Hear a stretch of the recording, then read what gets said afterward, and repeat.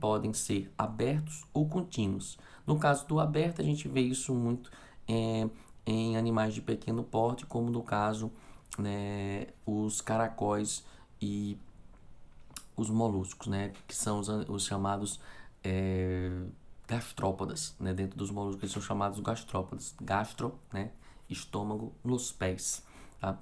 Outra coisa interessante é que a gente vai ter um outro grupo, né, que vai ser os bivalves, que é exatamente aquele da ostra, que ele tem as duas conchinhas, duas valvas, daí o nome bivalves, que também tem sistema circulatório aberto, e a gente chega, né, principalmente nos cefalópodes, né, que serão os animais, né, os polvos de grande porte, os moluscos de grande porte, como no caso o polvo e a lula, e a gente também tem o náutilus, que já passam a ter um sistema circulatório fechado, até para que se seja mais eficiente, né, o transporte, né, de sangue.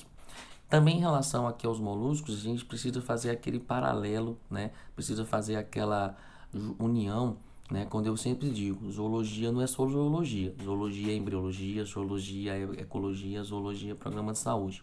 Lembrar que eu falei lá do esquistossoma, né? Lá nos plateumintos, que precisa de um caracol, né? Uma espécie de um caramujo, que ele tem como estrutura uma concha em espiral, né, muito comum em ambientes que tem água. E aí se você identifica geralmente esse caramujo, você tem que tomar cuidado que se por acaso o ambiente que é mais comum não tem uma condição sanitária adequada, pode ter larvas no ambiente transmissoras, né, da esquistossomose. Indo lá para os anelídeos, a gente vai ter um grupo bem interessante, com o sistema circulatório agora fechado, tá? Os anelídeos também têm uma forma alongada e cilíndrica, né? Ou achatada, como a gente vai ver daqui a pouco, mas eles são bem maiores, né? Existem algumas minhocas que podem chegar até alguns metros, alguns neres, que são minhocas marinhas que também podem chegar até alguns metros. E aí a gente vai observar que esses animais, eles têm um sistema digestório completo, com boquianos, eles têm estruturas neurológicas em cada anel, daí o nome anelídeos, né? Eles já apresentam uma divisão em anéis, que é o que a gente vai chamar de metameria, tá? Que vai ser importante essa classificação que a gente vai ver mais à frente. A gente tem um sistema excretor também bem semelhante ao dos moluscos, que vão ser tubos, né? Então a gente tem nefrídeos, né? Ou metanefrídeos, que são bem mais evoluídos dentro desses grupos. E a gente tem um sistema reprodutor, né, geralmente sexuado. Então nós vamos observar que até no caso das minhocas, se você for um dia tiver essa observação, isso aparece em livros, você vê que a minhoca ela tem um anel diferenciado. Esse anel diferenciado se chama clitelo, que é um local onde vai acontecer a fecundação.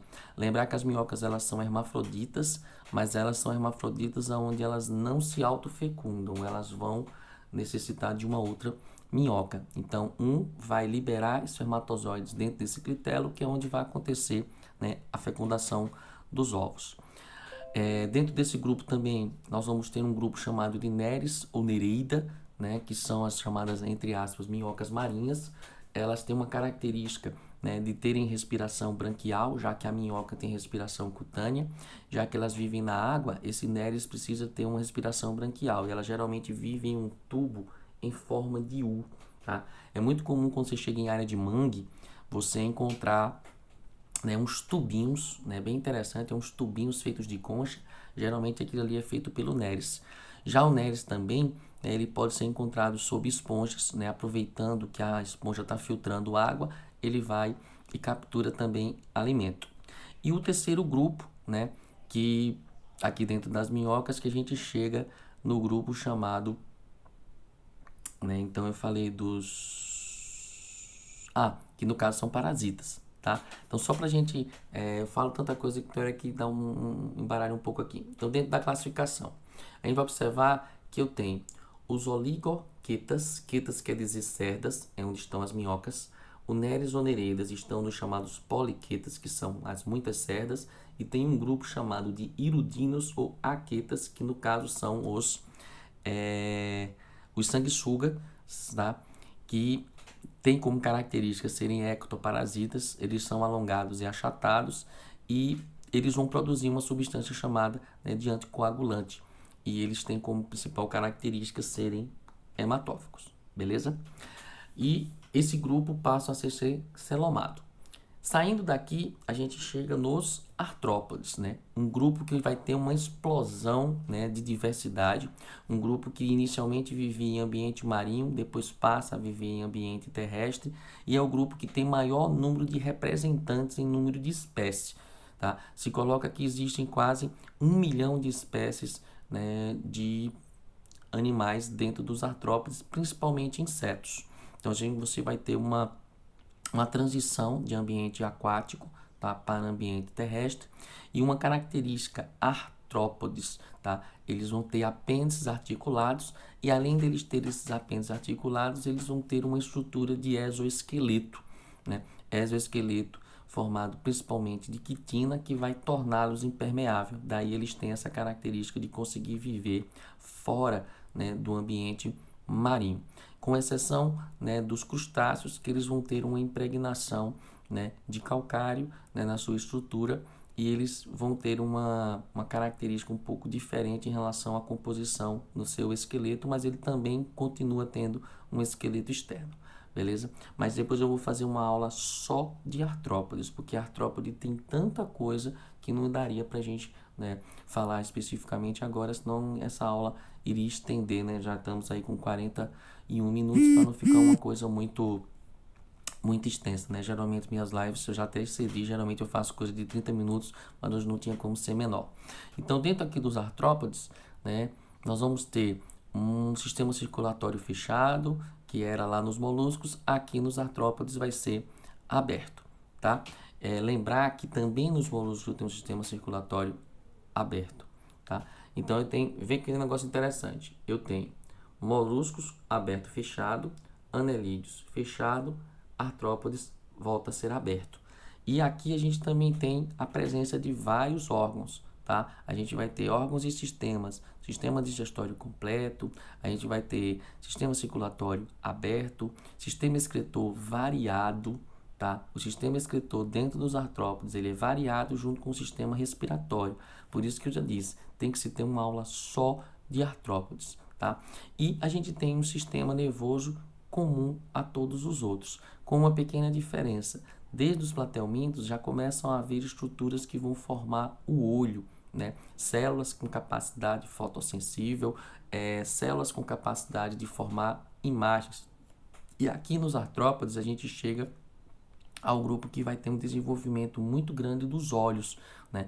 Você tem, né, certos tipos de insetos que vão ter olhos compostos por várias células pequenas que são chamadas de ocelos, que vão originar um olho que consegue formar imagens.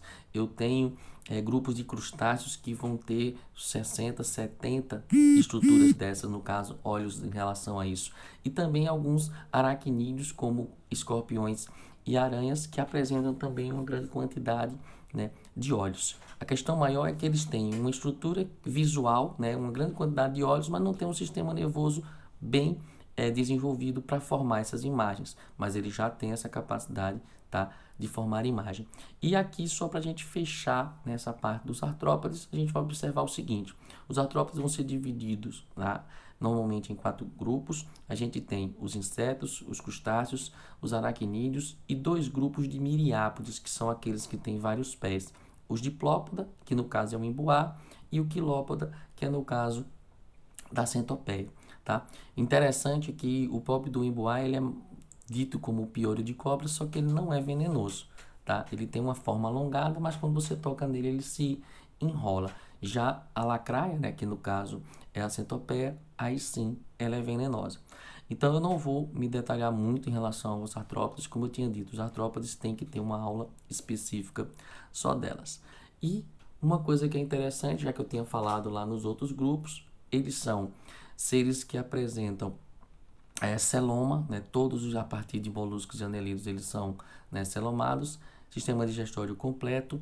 E uma coisa que vai ser interessante, se você pegar lá desde, né, também dos platelmintos, né, alguns autores colocam até antes, a gente tem a estrutura da questão da boca, tá? Da boca. A boca, ela pode ser originada a partir do blastóporo, tá? E ele vai originar um grupo que são chamados de protostomados. Já no caso, o próximo grupo, que vai ser os equinodermos e os cordados, o blastóporo vai originar o ânus, e aí eles são chamados de deuterostomados. Proto veio primeiro, deuterostômios veio depois.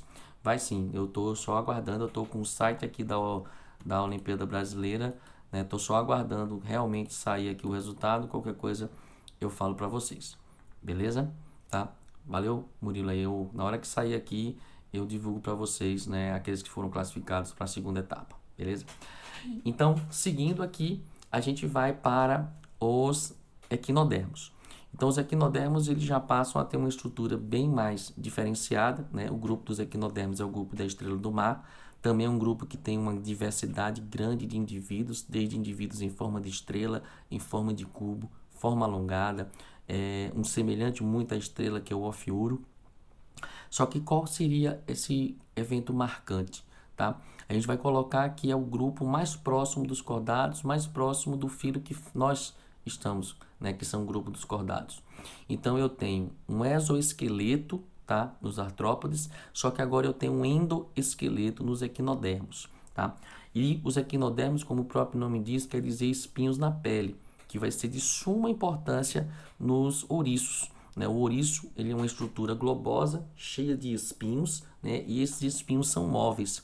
E todas as vezes que você ouvir falar num sistema chamado de sistema ambulacral, você associa isso aos equinodermos. Qual é a importância desse sistema? Ele é um sistema multifuncional, tá? Ele é um sistema que vai servir para locomoção, para circulação, para excreção, para respiração e principalmente para movimentação do animal. Então, o sistema ambulacral ele funciona com a água do mar. Ele é um sistema bem interessante. Posteriormente, eu vou fazer uma aula mais específica também, demonstrando isso com desenho, como é que funciona esse sistema. E você pode sempre lembrar, houve presença no texto de sistema ambulacral, você já vai direto para os equinodermos, beleza? Então, eles vão ter como principal característica, né, também terem o sistema digestivo completo, né, com exceção dos ofiuros, que ele é incompleto, mas não se importa com essa grande quantidade de informações, não, como eu disse. Posteriormente eu vou mostrar uma tabela contendo o que dá para você relacionar isso aqui. E eles são deuterostômios, tá? Dentro da classificação, eles vão ser celomados, né? Eles vão ser triblásticos, que eu esqueci de falar, né? Só os quinidários têm 2 folhetos embrionários, ó, em classificação embriológica. Então, só os quinidários têm classificação de serem diblásticos, tem 2 folhetos. A partir dos plateumintos, todos serão, né, triblásticos. E vale ressaltar também que, além deles terem sistema digestório completo, serem deuterostômios, terem endoesqueleto, eles também têm a primeira vez, né, 2 formas interessantes. Uma que é chamada de forma pentarradial, né, quando ele vai ter uma forma de estrela, que é o que acontece com principalmente, e ele também tem simetria bilateral, que já coloca uma certa semelhança com os cordados, beleza? E para a gente finalizar, a gente chega nos cordados. Eu não vou detalhar os cordados, porque vai ter uma aula específica só para cordado, tá? Cordado eu tenho que subdividir, né, os grupos, principalmente em relação às classes, tá? E depois alguns grupos de ordens. No caso dos cordados, como o próprio nome diz, presença de notocorda, de novo característica embriológica. E quando a gente vai pegar o cordado, tá? O cordado base ou um cordado geral, ele tem o seguinte: ele tem sistema nervoso dorsal, presença de notocorda, uma cauda poisonal e fendas branquiais. Cada uma dessas estruturas eu vou detalhar posteriormente, tá? E é interessante devido ao seguinte, porque todos os cordados apresentam essa característica de terem isso que eu acabei de falar, de sistema nervoso dorsal, notocorda, fendas branquiais e cauda poisonais, mas nem todos permanecem com brânquias. No nosso caso, nós temos na nossa estrutura, tá, embriológica, presença dessas fendas branquiais, só que nós não desenvolvemos brânquias. Essas fendas branquiais vão originar algumas outras estruturas musculares ou ósseas, tá? Mas a principal característica aqui é ter essa característica de notocorda, ter um endoesqueleto, e nós vamos dividir aqui em grupos, passando dos protocordados pelos ciclostomados, que são os peixes de boca circular sem mandíbula, e a gente vai ter os indivíduos que são chamados de agnatos, que são esses ciclostomados, e os gnostomados, que é o que tem mandíbula. E aí a gente entra nos peixes, né, que a gente conhece, os anfíbios, os répteis, as aves e os mamíferos. Mas como eu tinha falado anteriormente, eu vou só chamar a atenção mais para essa característica mais geral, tá? Então, dentro dos protocordados, a gente tem dois grupos, que são chamados céfalos cordados e os uracordados. O cefalocordado, a gente tem o anfioxo, né, que é um cordado bem interessante, se fala muito lá na embriologia, e os urocordados, que são as assídeas. Dentro dos ciclostomados, a gente tem as lampreas, né, os chamados peixes bruxas, que são peixes alongados, né, e que tem uma boca circular cheia de dentes, mas ele não tem mandíbula. Tá? Geralmente eles se alimentam parasitando outros animais. Já no caso dos peixes, a gente tem, né, dois grupos bem interessantes, que são os chamados condríctios e os osteíctios. Os condríctios são os mais primitivos, que é onde estão os tubarões e as arraias, e os osteícticos é onde estão os peixes com ossos. E posteriormente a gente entra exatamente nos